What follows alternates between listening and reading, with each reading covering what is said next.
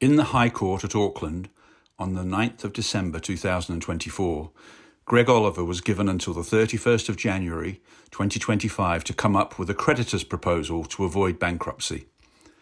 It was reported that he owes 1543 Capital from the USA some $53 million, the Bank of New Zealand around $2 million, and with numerous other creditors, the total is around $60 million.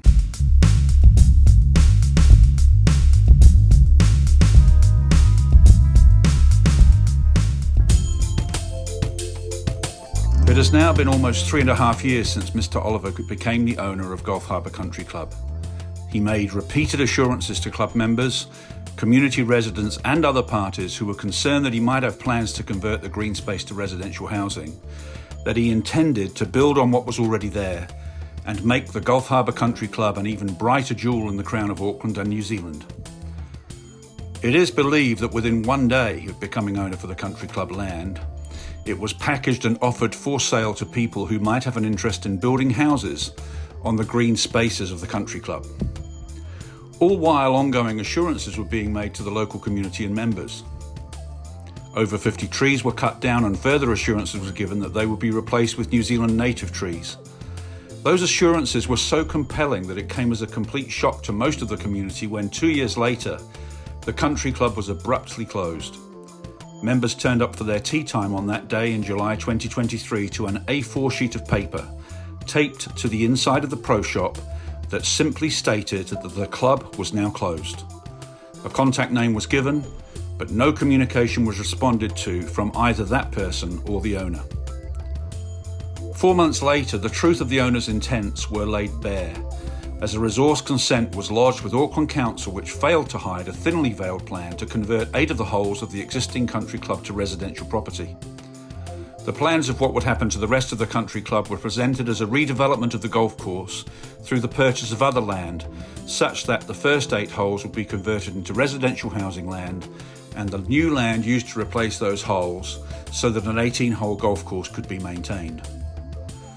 This never made any economic sense, and it is believed that this may simply have been a ploy to get council consent to vary the zoning and the associated 999-year encumbrance. As expected, no deal to purchase this other land was ever completed.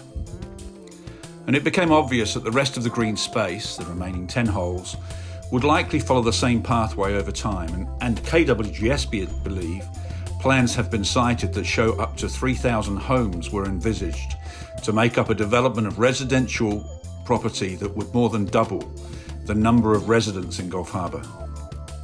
Of course, the cost to the Whangaparoa Peninsula community of this plan succeeding were, and are, immeasurable.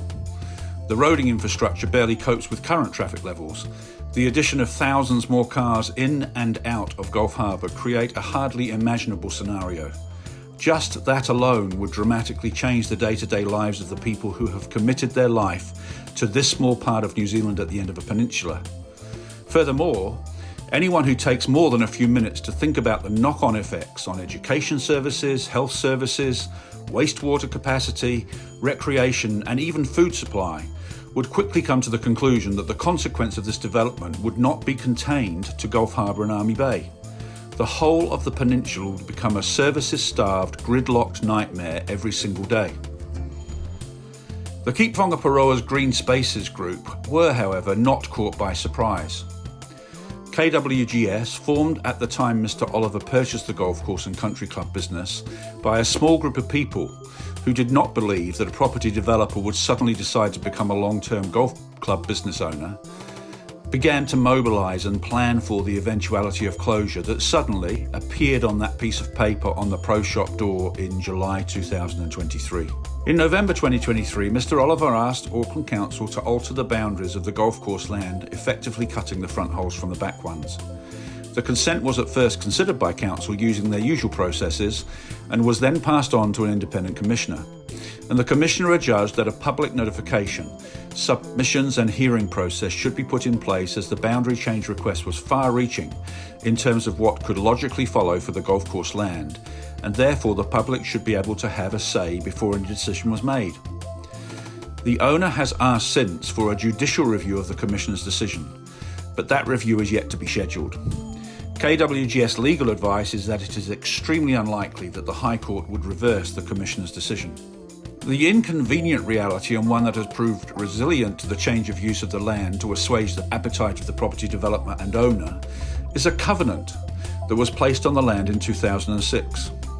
Some unidentified parties, which may well have been orchestrated by Oliver's associates, claim that the council has a responsibility to open up more land for housing development and that the covenant or encumbrance was not created to protect the land for golfers. The reality is that the encumbrance was designed to protect the green environment, health, well-being and investment of all of the people who bought homes in the Gulf Harbour area from 1998. The Rodney District Council granted developers of homes at the end of the peninsula and, especially those that border the golf course, the right to build houses on exceptionally small sections, based on a commitment that the green space would be committed in perpetuity, 999 years. This was actually an agreement that was made so that developers could build smaller and more affordable homes. And the covenant was framed on that basis, and its commitment was to open space and for recreational use as a golf course. The encumbrance has been at the centre of the owner's plans, and the initial attempt to obtain that first resource consent was part of the strategy to undermine that covenant. KWGS has been very closely engaged with both the council and the community to ensure that the encumbrance is upheld. Again, contrary to some unidentified parties, its members are not all golfers, and even the ones that are golfers are focused on maintenance of the green spaces that form such an important feature of the Gulf Harbour community. KWGS are acting on behalf of the whole community of Gulf Harbour, and by logical extension, Army Bay and the rest of the peninsula.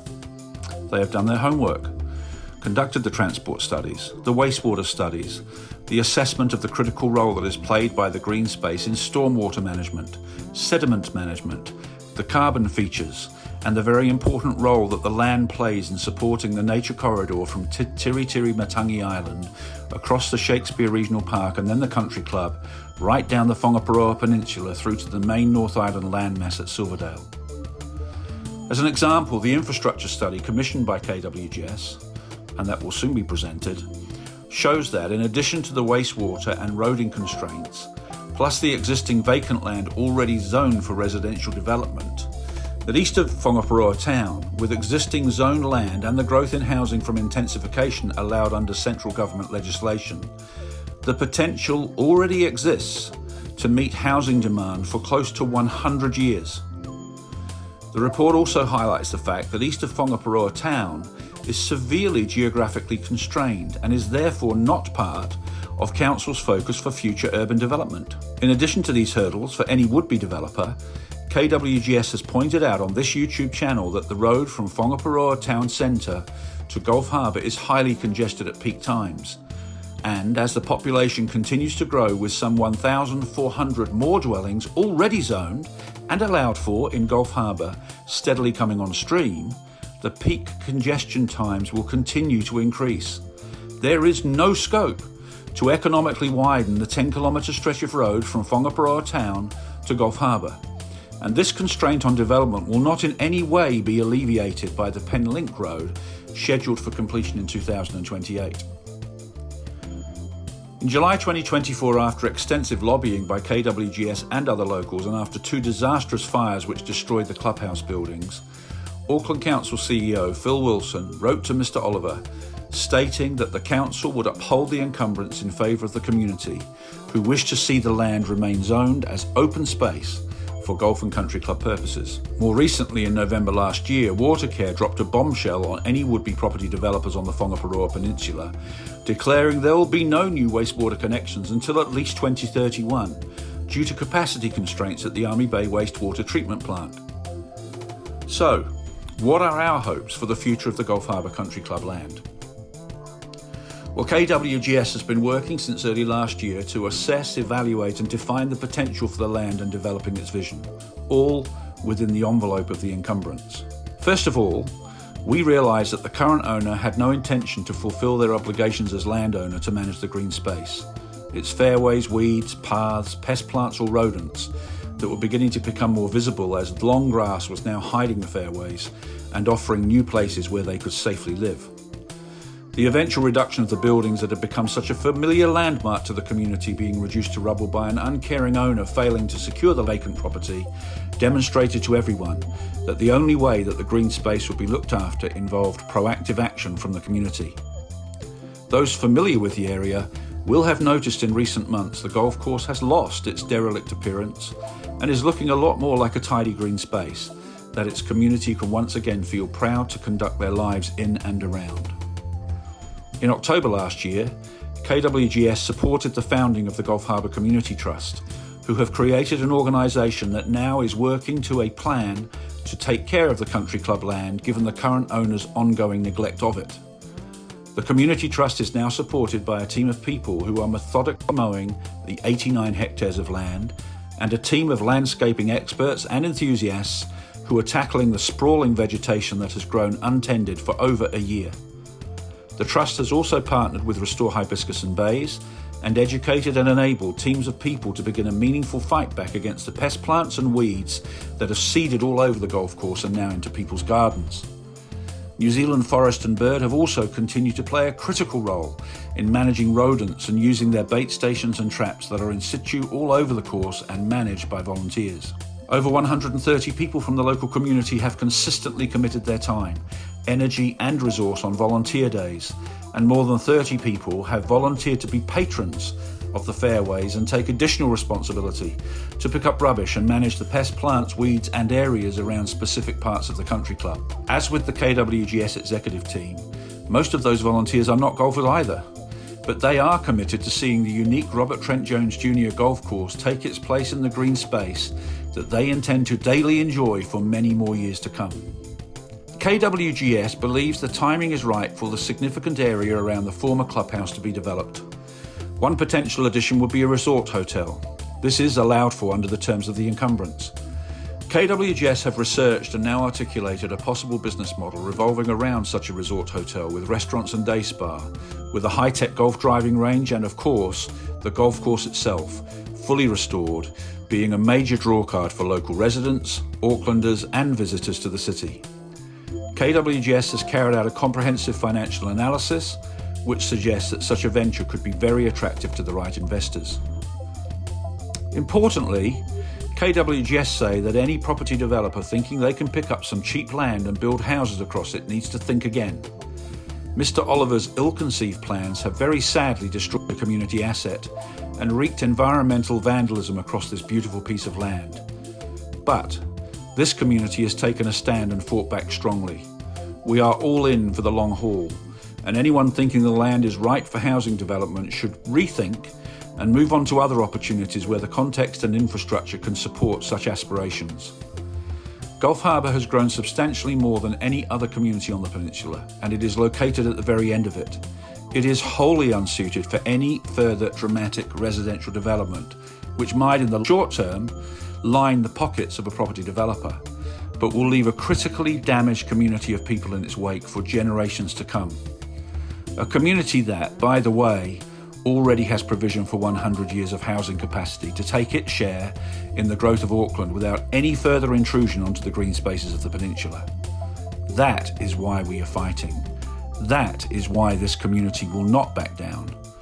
Ultimately, something which at times has seemed destined to severely compromise and possibly destroy this community on the peninsula now looks set to create an even brighter and better jewel in Auckland's crown.